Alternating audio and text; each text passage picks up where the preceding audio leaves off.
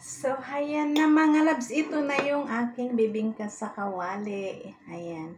Ginunting-gunting ko na siya para madali siyang kainin. O, diba? Try natin.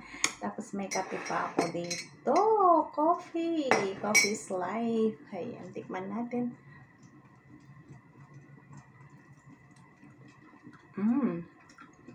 Good. Maganda siya. Masarap siya. Not bad. Kahit wala tayong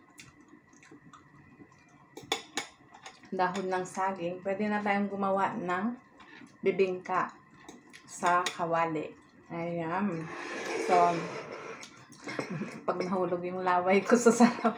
Thank you so much for watching. If you haven't subscribed to my channel, please like, subscribe, and hit the notification below, the bell below for more videos to share. Thank you so much and have a wonderful day. Bye!